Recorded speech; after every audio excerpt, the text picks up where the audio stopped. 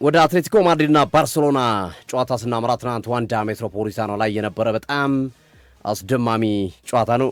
በንጽጽር ይሄኛው ጨዋታ የ90 ደቂቃ አድርገን ብናየው ይሄኛው ጨዋታ እረፍት የሌለው ጨዋታ ነበር። ሙሉ 90 ደቂቃ የሊቨርፑልና የፓሪስ ሰን ጀርመን ሰከንድ ሃፍ ላይ ነው ሊቨርፑል ዶሚኔት አድርጎ ነፍስ ውጭ ነፍስ ግቢ ሲያደርገው የነበረ። ያኛው ግን ሙሉ 90 ደቂቃ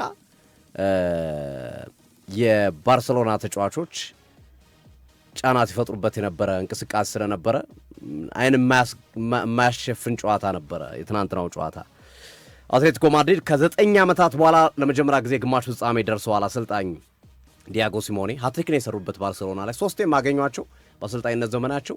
ሶስቴም በጥሎ ማለፍ ዲያጎ ሲሞኔ አሸንፈዋል። 2013-14 2015-16 እና በዘንድሮ የውድድር ዓመት ባርሴሎና 11 ዓመታትን የአውሮፓ ሻምፒዮንስ ሊግ ዋንጫ ጉዞው መቀጠሉ አሳሳቢ የሆነበትን ሂደት እንመለከታለን። ከጨዋታው በፊት በጣም የተለየ ድባብ የነበረው ጨዋታ ነበረ ይሄ ጨዋታ። ምክንያቱም የላሚን ያማልና የአሰልጣኝ ዲየጎ ሲሞኔ አስተያየቶች ቀልብ የሚገዙ ነበሩ። ላሚን ያማልን ቀለብሷልን ይላል አሰልጣኝ ዲየጎ ሲሞኔ ደግሞ የለም ላሚን ያማል ውሸቱን ነው በ3 በ4 ተጫዋቾች እያዛለው የሚለው በ3 በ4 ተጫዋቾች እንዳይያዝ ከፈለገ ቴኒስ ይጫወት የሚል የሳይኮሎጂ ጨዋታዎች በሁለቱም በኩል ነበረ። ግን ለአትሌቲኮ ማድሪድ የመጀመሪያዎቹ 24 ደቂቃ አስደንጋጭ ነበሩ። የተከላካይ መስመር ተጫዋቾች ስህተት ዋጋ አስከፍሎ 2 ጎል አስተናግደው 2-2 አድርገው ጨዋታውን ነፍስ ዘርቶበት ነበረ። ባርሴሎናዎች ግን ይቺ ነፍስ የመዝራት ሂደት ከ5-6 ደቂቃ አልተሻገረችም። 31ኛው ደቂቃ ላይ የአዲሞላ ሉክማን ጎል እንደገና ባርሴሎናዎችን የቤት ስራውን ከባድ ያደረገባቸው ሂደት የተመለከትንበት ሂደት ነው ያለው። እንግዲህ በትናንትናው ጨዋታ ላይ ምንም ጥያቄ የለውም የዲያጎ ሲሞኔ እንደሚዘጉ ይታወቃል። ባርሴሎና እንደሚያጠቃ ይታወቃል። የጠበቅነው ነገር ነው ትናንት ሲከናወን የነበረው። ግን በማጥቃት ሂደት ውስጥ የባርሴሎና ቡድን ምን ያህል ልዩነት ፈጠረ፣ በመከላከል ሂደት ውስጥ የዲያጎ ሲሞኔ ቡድን ምን ያህል ልዩነት ፈጠረ ነው የዚህ ጨዋታ ዋነኛ ማጠንጠኛ ጉዳይ ማለት ነው። ኦፍኮርስ ብዙ የጎል ድሮችን ፈጥረዋል ባርሴሎናዎች። ግን እነዚህን የጎል ድሮች በሙሶ ጠንካራ እጆች በተከላካይ መስመሮቹ አደገኛ የመከላከል ስራ የከሸፉባቸው አጋጣሚዎች ለባርሴሎና አስቆጭ ናቸው። የመጨረሻዎቹ ደቂቃዎች ላይ ሁለቴ አራሆ ያገኛቸው የግንባር ኳሶች ራሱ በጣም አስቆጭ ነበረ። ሙሶ የመጨረሻ ደቂቃ ላይ ላሚን ያማል ሊያስቆጥራት የነበረው ኳስ የተጨራረፈች ኳስ በጣም አስቸጋሪ ኳስ እንደምንም ብለው ያወጡት ኳስም የሚጠቀስ ነው። በየሴኮንዱ ነበረ ባርሴሎናዎች ሲያጠቁ የነበረው። ባርሴሎና በምን አይነት ውብ የእግር ኳስ መንገድ እንደተደራጀ በደንብ የተመለከትንበት ጨዋታ ሁኖ አይተነዋል። የትናንትናው ጨዋታ ላይ አትሌቲኮ ማድሪድ ደግሞ እድለኛም ነበረ። ትናንት ማንስቼዋለሁ ጨዋታ ላይ አትሌቲኮ ማድሪድ መከላከሉ ብቻ ሳይሆን የመከላከል ገታቸውን የመከላከል ሂደታቸውን ባደንቅም ፈጣሪ ደግሞ ትንሽ እድል ጨምሮላቸው ነበረ። በመጀመሪያው ዙር ጨዋታ ኩባርሲን አጡ በቀይ ካርድ ባርሴሎና። በሁለተኛው ዙር ጨዋታ በተጨነቁበት ሰዓት ጎል ተቆጥሮባቸው 3-3 ነው በቫር በተሻረበት ሰዓት በዛች አጋጣሚ የተፈጠረች ነገር ላይ በካውንተር አታክ ሶርሉ ሲሄድ ጥፋት ሰራ ኤሪክ ጋርሲያ በቀይ ካርድ ወጣ። ጎዶሎ ባይሆኑ የጨዋታ ምናልባት ወደ ተጨማሪ ሰዓት ሊሄድ የሚችልበት ሌላ ድራማ ልንመለከትበት የሚችልበት ጎዶሎ ሳይሆን እንኳን ወደ ተጨማሪ ሰዓት ሊወስዱት ነበር የመጨረሻ ደቂቃ የማጥቃት እንቅስቃሴያቸው። አሰልጣኝ ሃንሲ ፍሊክ በተወሰነ መንገድ እኔ የተሳሳቷቸው የተወሰኑ ነገሮች ያሉ ይመስለኛል። አንደኛ ፍራንኪ ዲዮንግን ያን ያህል ረጅም ደቂቃ ጠብቀው መቀየራቸው ልክ አይደለም። ተጫዋቹ ካሳየው ብቃት አንጻር ሞር ሰከንድ ሃፍ ላይ ብዙ ደቂቃ ዲዘርቭ ያደርግ ነበረ። ጋቢ ከነበረው እንቅስቃሴ አንጻር ከፔድሪ ጋር አጣምሮት ፈርስት ሃፍም ኢቭን ቢያጫውቱ ሰከንድ ሃፍ ኢርሊ ቢቀይሩት የተሻለ ነገር መፍጠር የሚቻልበት ነበረ። ተከላካዩም በዛ ልክ ተጋላጭ ነው። ምናልባት ቀይ ካርድ ላይ መለከት ይችል ነበረ። የፍራንኪ ዲዮንግ መዘግየት ጥያቄ የሚያስነሳ ነው። የመጀመሪያ ምርጫቸው አልተመቸኝም። ዳኒ ኦልሞን እንደዚሁም ፌራን ቶሬስን ይዞ የገቡበት ሂደት ነው ያለው። በተቃራኒ ሊቫንዶስኪና ማርኮስ ራሽፎርድን አስቀምጠው ነው የመጡት። ግን ሰርቶላቸዋል። ለእኔ አልተመቸኝም። የመጀመሪያው ጎል እየፈለግ ራሽፎርድና ሊቫንዶስኪን ማስቀመጥ በፌራን ቶሬስ በ9 ቁጥር ሚና መጫወት ዓለም ያደነቀው 9 ቁጥር ተጫዋች እያለ እንግዲህ ያሰቡት ነገር ነበረ። ግን ጎሎች የተቆጠሩት አክቹዋሊ በአትሌቲኮ ማድሪድ ተከላካዮች ስህተት ነው። የሎንግሎት ስህተት ነው ሁለቱም ጎሎች ላይ የተመለከት ነው። ኢቭን ሶስተኛው ጎል ሊቆጠር ሲልም ተመሳሳይ ነገሩን የተመለከትንበት ሂደት አለ። ያም ቢሆን ግን ሰከንድ ሃፍ ላይ ተቀይሮ የገባው ማርኮስ ራሽፎርድ ግን ምንም ሳያደርግ መውጣቱ ጥያቄ የሚያስነሳው ነው አይቻለሁ። በባርሴሎና የሚቀጥል አይመስለኝም ትናንት ያሳየው ፐርፎርማንስ። ባርሴሎና በቋሚነት የሚያስፈርመው አይመስለኝም ይህንን ተጫዋች ስንመለከት ማለት ነው። ትናንት ሜጀር ኢንሲደንቶች ነበሩ። አንደኛው የሙሶና የፈርሚን ሎፔዝ ግጭት ነበረ። በነገራችን ላይ ደም እንደ እህል የተዘራበት ነው የዋንዳ ሜትሮፖሊታኖ ስቴዲየም ትናንት። አረ እንደ ቧንቧ የፈሰሰበት ነው። በጣም ይዘገነን እኮ ነው ግርማ። እና ሙሶ ኳስ ለማስጣል መጣ። ኳሱን ስላገኘው ነው ሙሶ በነገራችን ላይ ይተረፈው ለቀይ ካርድ እንጂ ቀይ ካርድ የሚያሳይ ግን ዳኛው ቢያንስ ለአደገኛ ጨዋታ ቢጫ ማሳየት አለባቸው። ግን አንዳንድ ዳኞችን ሲዞር እኮ ነው ያገኘው። ዳኞችን ስጠይቅ ምንድነው ያሉኝ? የሱ ኤሪያ ነው መብቱ ነው ያሉት። ኤሪያው ነው 5-50 ስለሆነ ኤሪያው ነው የሱ ኤሪያ ስለሆነ መጠየቅ ያለበት ተጫዋቹ እንጂ እሱ አይደለም። እሱ ራሱ ለመከላከል የትኛውን መንገድ እንዲጠቀም ይፈቅድለታል ሕጉ የሚል አስተያየቶችን የሰጡበት ሂደት አለ። በተቃራኒው ደግሞ ቢያንስ ቢጫ ካርድ መሆን ነበረበት። ይሄ ሁሉ ደም እየፈሰሰ ይሄ ሁሉ ነገር እየሆነ ቢጫ ካርድ መሆን ነበረበት የሚሉ ሀሳቦች የተነሱበት ሂደት አለ። ካሜራው ስለምንድን ነው ያልደበቀው? በዛም በጣም የገረመኝ እሱ ነው። ደም እንደ ጎርፍ በእጁ ይዞት እንደዚህ ነው በጣም የሚፈሰው። በዚህ ሁኔታ ውስጥ የነበረ ሂደት ነው። ግን ፈርሚን ሎፔዝ የገረመኝ እንደዛ ሆኖ ተጫውቷል እኮ ግርሜ እስከ 55ኛው ደቂቃ ድረስ። በጣም የገረመኝ ነገር የሱ መጎዳት አንዱ የጎዳቸው ይመስለኛል። ሞር ሚኒት ቢያገኝ ጥሩ ጨዋታውን ቢጨርስ ብዙ ደቂቃ ቢጫወት ፈርሚን ሎፔዝ ያስጨንቅ ነበር። በጣም ድንቅ ተጫዋች ነው። ባርሴሎናዎች የተሻለ ነገር መፍጠር የሚችሉበትን አማራጭ ማየት የምንችልባቸው አጋጣሚዎች ነበሩ። ሌላው የዳኒ ኦልሞ ላይ የተሰራው ጥፋት ፔናልቲ ያሰጣል አያሰጥም የሚለው ነው። ዓለምን ያከራከረ ነው እሱ። በነገራችን ላይ ክሌመንት ሩፒንም ሊታገሩ እንደሚችሉ የመረጃ ምንጮች እየጠቀሱ ይገኛሉ። በትናንትናው ውሳኔዎቻቸው ላይ ዳኒ ኦልሞን ፔናልቲ ከልክሎታል የሚል የሙሶ ላይ የቢጫ ካርድ አለመስጠታቸው የሚሉ ሀሳቦች ይነሳሉ። ሌሎችም ተጨማሪ ነጥቦች ይነሳሉ። ቀይ ካርድ እንኳን ብዙም የሚያጠራጥር አይደለም። የመጨረሻ ተጫዋች ነው ማለት ኤሪክ ጋርሲያ ጥፋተኛ ነው። የመጨረሻ ተጫዋች ነው የጠለፈው። ምንም እንትን ልታደርገው ምችል። ግን አነጋጋሪ ነገሮች ነበሩት በጨዋታ ላይ። ምንድነው የሚሉት የባርሴሎና ሰዎች ጥቃቅም ቢሆንም ዲቴል ቢሆኑም ጨዋታውን ሊወስኑ የሚችሉ ለምሳሌ ተደጋጋሚ ጥፋቶች ላሚን ያማል ላይ ሲሰራ ቢጫ የሚያሰጡ 2-3 ጥፋቶች ሲሰሩ በዝምታ አልፈዋል። ራፊኒያ ያጥረገረጋቸው ለዛ እኮ ነው። ራፊኒያ እንዳልኩ ግርምዬ ከጨዋታው በኋላ ቀጣይ አታልፉም ነው ያላቸው። ሄዶ ደጋፊዎች አታልፉም አላቸው። ቀጣይ አታልፉም ጨርሳቸዋል እያለ ነው ሲያበሳጫቸው የነበረው። እንደው የሚቀጣል እየተባለ ዳኛውንም ተችቷል። ዳኛውን በጣም ነው የተቻቸው። እንዴ አይነት ዳኛ ይቻ አላቅም ነው ያለው። ቢጫ እንዴት ቢጫ ካርድ እንኳን የሚያሰጡ ክስተቶች እንዴት በዚህ ደረጃ አልፈዋል? ቢያንስ ተጫዋቾቹ እንትን እንዲያደርጉ ቢጫ ቢሰጧቸው እንደዚህ አይነት ነገር ደጋግሞ ከማድረግ ሊቆጠቡ ይችሉ ነበር የሚል አስተያየታቸውን የሰጡበት ሂደት አለ። ምናልባት እንደ ትናንትናው ጨዋታ ባርሴሎና ተሸነፈ እንጂ ቢያሸንፍ እኮ ላሚን ያማል የትናንትናው ፐርፎርማንሱ በጣም የሚገርም ነበር። ጨዋታውን እኮ አሸንፈዋል። የጎዳቸው የመጀመሪያው ጨዋታ ቢያልፉ ማለት ነው። ማሸነፍማ 2-1 አሸንፈዋል። ቢያልፉ ላሚን ያማል ብዙ የሚወራለት ተጫዋች ይሆን ነበር። በነገራችን ላይ 10 ጎልና አሲስት በሻምፒዮንስ ሊጉ በመድረስ በእድሜ ትንሹ ተጫዋች ነው። 18 ዓመት ከ225 ቀን የኤርሊንግ ብራውት ሃላንድን ክብረ ወሰን ወስዷል። ኤርሊንግ ብራውት ሃላንድ 19 ዓመት ከምናምን ነው። ይህንን ክብረ ወሰንን በመውሰድ 10 ጎልና አሲስት በመድረስ በእድሜ ትንሹ ተጫዋች ላሚን ያማል ሆኖ የተመዘገበበትን ታሪክ መስራት ችለዋል። ምንም እንኳን ከውድድሩ በመሰናበታቸው የነገር ቢደበዝዝም እንግዲህ ባርሴሎና 15 ጨዋታ ያለ ክሊንሺት በስፔን እግር ኳስ ታሪክ የመጀመሪያው ነው። በአውሮፓ ሻምፒዮንስ ሊግ የተሳተፈ የስፔን ክለብ 15 ተከታታይ ጨዋታ ካለ ክሊንሺት ሲጓዝ ባርሴሎና የመጀመሪያው ነው። ምን ያህል የተከላካይ መስመሩ የሞተ የደከመ እንደሆነ ማሳያ ነው ግርሜ በጣም በታሪክ እና በነገራችን ላይ 44 ጎል በማስተናገድ ካለፈው ፌብሩዋሪ ወር ጀምሮ ካለፈው የካቲት ወር ጀምሮ በአውሮፓ ሻምፒዮንስ ሊግ ብዙ ጎል ያስተናገደው ቡድን ባርሴሎና ነው። አጥቂውን ደግሞ ተመልከተው። ዓለም ላይ ቁጥር 1 ጎል አስቆጣሪ አጥቂ ነው ያላችሁ ራፊኒያ፣ ላሚን ያማል፣ ሌቫንዶስኪ እና ምን ያህል የተከላካይ መስመሩ የተደራጀበት መንገድ ደካማ መሆን የአሰልጣኝ ሃንሲ ፍሊክ በእርግጥ ሃይላይን ካልተጫወቱ ሚዱና አጥቂውን ሊያገኙ አይችሉም። ሚዱና አጥቂውን ቶሎ ለማግኘት ነው። ምክንያቱም ባርሴሎና ላይ ፔድሪን ካገኘው ፔድሪ በፍጥነት ነው ለላሚን ያማል ለራፊኒያ ኳስ የሚያደርሰው። ዲዮንግን ካገኘው ተመሳሳይ ነው። ፈርሚን ሎፔዝን ካገኘው ያንን ለማድረግ ተጠጋግተ መጫወት አለብህ። የባርሴሎና ፍልስፍና ነው ያ። በጣም ሃይላይኑ ግን የሃንሲ ፍሊክ ግን የበዛ ነው። በጣም የበዛ ነው። አሁን እነ ጀራርድ ፒኬ እነ ካርሎ በነበሩበት ሰዓት ቡድኑ ይጫወታል እኮ በሃይላይን ሞራ በአብዛኛው የሚጫወተው ሃይላይን ነው የሚጠቀመው። ግን በደንብ የነ ጀራርድ ፒኬ ገት ከፍ ያለ ነው። የመከላከል አቅማቸው እጅግ በጣም ከፍ ብሎ የምትመለከትበት ሂደት አለ። አሁን ያሉት ተከላካዮች ግን እንደዚህ አይነት አቅም የላቸው።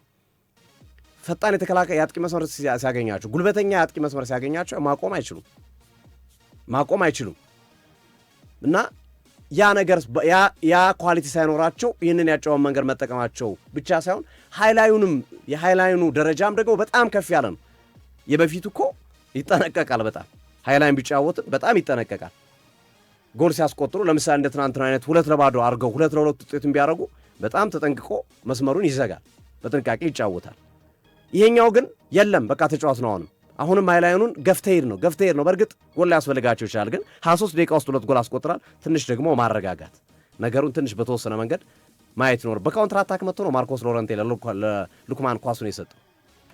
ስለዚህ በተደጋጋሚ ሲተች እንደነበረው የሃንሲ ፍሊክ ሃይላይን በጣም የበዛ ከመሆኑ ጋር ተያይዞ ትናንትም በትልቁ ዋጋ ያስከፈላቸው ሆኗል። እንደምንመለከተውም 15 ጨዋታ ያለ ክሊንሺት 44 ጎሎች በአንድ ዓመት ውስጥ ማስተናገዳቸው ትልቅ ጥያቄ የሚያስነሳ ጉዳይ ሆናል። አንቷን ግሪዝማን 100ኛ ሻምፒዮንስ ሊግ ጨዋታ ላይ በመድረስ ከቤንዜማ ቀጥሎ ሁለተኛው ፈረንሳዊ ተጫዋች ሆኗል። በሻምፒዮንስ ሊግ ብዙ ጨዋታዎች ያደረገ ፈረንሳዊ በሚል ማለት ነው። አዲሞላ ሉክማን ደግሞ 8 ጎል አስቆጥሯል በሻምፒዮንስ ሊግ ከኦስሚሄንና ኦባፌሚ ማርቲንስ ቀጥሎ ብዙ ጎል ያስቆጠረ ናይጄሪያ ሆኗል በሻምፒዮንስ ሊግ መድረክና ይሄ ጨዋታ የትናንትናው በጣም የተለየ አስደናቂ ጨዋታ ነበረ። ኦፍኮርስ ባርሴሎና ዲዘርቭ ያደረግ ነበር ትናንት ወደ ቀጣዩ ዙር ማለፍ ካደረገው እንቅስቃሴ አንጻር፣ ግን የዲየጎ ሲሞኔን መከላከልም በትልቁ ልናነሳ ይገባናል። ቅድም እንዳለው ሊቨርፑል እድለቢስ ነበረ ትናንት ብለን ነበር አይደል? በተለይ ሰከንድ ሃፍ እንቅስቃሴው። አትሌቲኮ ማድሪድ ደግሞ እድለኛ ነበረ። በደርሶ መልስ 2 ተጫዋቾች በመጀመሪያው በሁለተኛው ወሳኝ ተከላካዮች መውጣታቸው ይበልጥ ጥቅም የሰጠውና ለዚህ ውድድር ወደ ግማሽ ፍጻሜው እንዲያልፉ ሜጀር ዓላማ ወይም ዋና ጉዳይ ሆኖ የማየው ቀዮቹ ናቸው ብዬ አስባለሁ። ኦፍኮርስ የዳኝነቱ ጉዳይ ፈርስት በመጀመሪያው ዙርም ጥሩ አልነበረም። በሁለተኛው ዙርም ከባርሴሎናዎች በተቃራኒ ነበር። ግን ከዛ በላይ ቀይ ካርዱ በጣም ጎድቷቸዋል። በሁለቱም አጋጣሚዎች ቀይ ካርዱ ላይ ነው ትኩረት ማድረግ ራሳቸው ችግር ላይ ማተኮር አለባቸውና ባርሴሎና ዘንድሮ ሻምፒዮንስ ሊግን አጥብቆ ይፈልግ ነበር። ረጅም ዓመት 11 ዓመት ከማስቆጠራቸው ጋር ተያይዞ አልተሳካም። ግርሜ እንግዲህ ሶፊ ትናንት እንደተመለከትነው አከራካሪ ጉዳዮች ነበሩ በዚህኛውም ጨዋታ ማለት ነው። በነገራችን ላይ ሻምፒዮንስ ሊግ በኋላ ላይ በአርሰናል ጉዳይ እናነሳዋለን እንጂ ጥንቃቄ የሚፈልግ ጨዋታ ነው የሻምፒዮንስ ሊግ ጨዋታዎች። ምክንያቱም ጉልበት አለው፣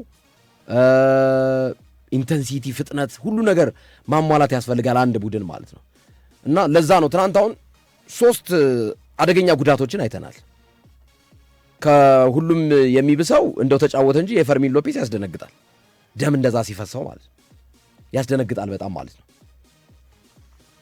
ሁለተኛ የሁጎ ኢኪቲኬ ነው። ኢኪቲኬን በሊቨርፑል በኩል እስከ ውድድሩ ዓመት ውጭ አድርጎታል። በዓለም ዋንጫውም ጨዋታዎች ውጭ አድርጎታል ኢኪቲኬ ማለት ነው። ዴዝሪ ዱዌ በቀጣይ ጨዋታዎች ላይ ተጽዕኖ ያሳደረበትን ጉዳት አስተናግዷልና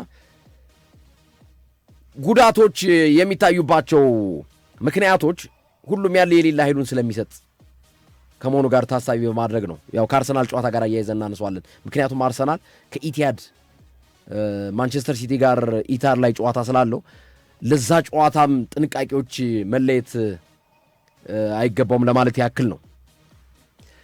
የአትሌቲኮ ማድሪድና የባርሴሎና ጨዋታ ሁሉን ነገር የሰጠ ጨዋታ፣ ለተመልካች ቁጭ ብድግ የሚያደርግ አስደናቂ ጨዋታ ነው።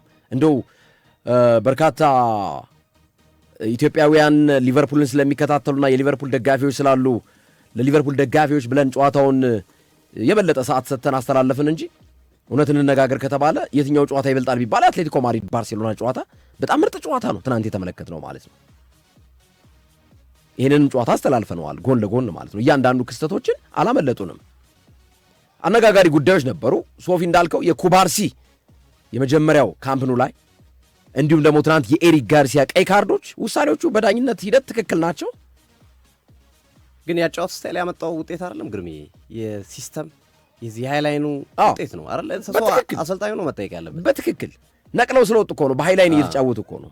በሃይላይን አንድ ቡድን ሲጫወት ደግሞ የቀይ ካርድ ሰለባ የመሆን እድሉ በጣም ከፍተኛ ይሆናል እና ለማጥቃት ካላቸው ፍላጎት ጎል ለማስቆጠር በጊዜ ነው ጎል ያስቆጠሩት በላሚን ያማል አማካኝነት ማለት ነው። እና በቃ ሪሞንታዳ ይኖራል የሚል ድምዳሜ የአብዛኞቹ ይህንን ጨዋታ የሚከታተሉ ሰዎች ግምት ነበር። 2-0 ሲደርስማ በቃ ሪሞንታዳው በጣም በቃ 23 ደቂቃ 24ኛው ደቂቃ ላይ ነው ያስቆጠሩት። 23 ደቂቃ ላይ የ24 ነው ስለሚመዘገበው ባርሴሎናን የጎዳው እንደተባለው ቀይ ካርዱ ነው። በቃ ቀይ ካርዱ ቢኖር ኖሮ አትሊስት ማስተካከል ይችል ነበር፣ አትሊስት መነሳት ይችል ነበር። ግን የደነቀኝና የገረመኝ ነገር ልክ ቀይ ካርዱን ካዩ በኋላ የነበራቸው የማጥቃት ፍላጎት ራሱ በጣም አስገርሞኛል። ብዙ ቡድኖች በቀደምም እንደዚሁ ማንቸስተር ዩናይትድ ሊዛንድሮ ማርቲኔዝ ቀይ ካርድ በኋላ የሚገርም ማንቸስተር ዩናይትድ ነው የሆነው። እንደ ቀይ ካርዱ አንዳንዴ ለአንዳንድ ክለቦች እንደ ዶፒንግ ያገለግላል፣ እንደ ማበረታቻ። ለአንዳንድ ክለቦች ደግሞ ቀይ ካርድ ሲያዩ አፈግፍገው የሚገቡበት ነው የሚጠፋቸው፣ ወደ ጉድጓድ ለመመለስ እንደተዘጋጀ በጉድጓድ ውስጥ እንደሚኖር አይነት እንስሳ ነው አንዳንዶቹ። የሚገርም ወደ ኋላ ያፈገፍጉና እንደዛ አይነት ማለት ነው። እና ትናንት ባርሴሎና 2-1 አሸንፏል። ዋንዳ ሜትሮፖሊታኖ ድረስ ሄዶ አሸንፏል። ግን ባርሴሎና ዋጋ እየከፈለ የሚገኘው በመጀመሪያው ጨዋታዎች በሚደርስበት ሽንፈት ነው። ኮፓ ዴል ሬይ ቀልብሶት ነበርኩ፣ አሸንፎታል። በመልሱ ጨዋታ እኮ ጥሩ አድርጎ ማለት ነው 3 ጎል አስቆጥሮላ ማለት ነው። ግን የመጀመሪያው 4-0 ነበር ሽንፈቱ። ትናንትም 2-0 ተሸንፎ መምጣቱ ነው። 2-1 አሸንፎ ነበር፣ 1 ጎል ተቆጠረችበት። ሁሌ የመልሱን ጨዋታ ባርሴሎና ያሸንፋል።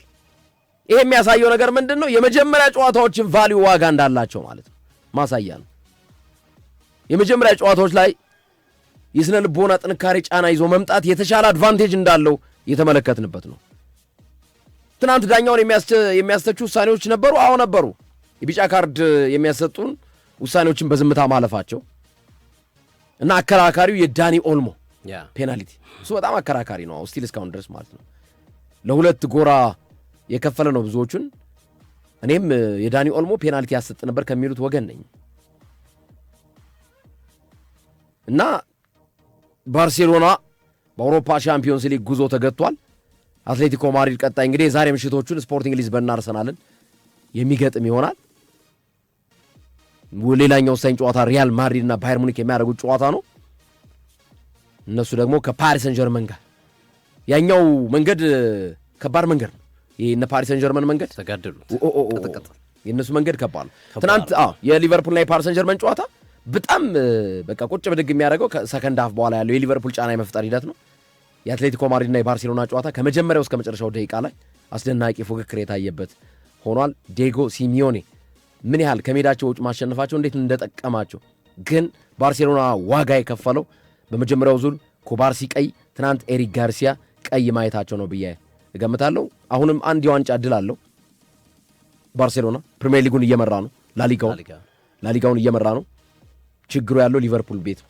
ሊቨርፑል ከየትኛውም ዋንጫ ባለፈው ዓመት ዋንጫ የወሰደ የፕሪሚየር ሊጉን ድል ያሳካ ሻምፒዮን የሆነ ክለብ ዘንድሮ ለሻምፒዮንስ ሊግ ቦታ የሚያደርገው ፉክክር አስገራሚ ነው እና ባርሴሎና በላሊጋው እየተጽናና በቀጣዩ ዓመት ተዘጋጅቶ እንደሚመጣ አስባለሁ። ሶፊዬ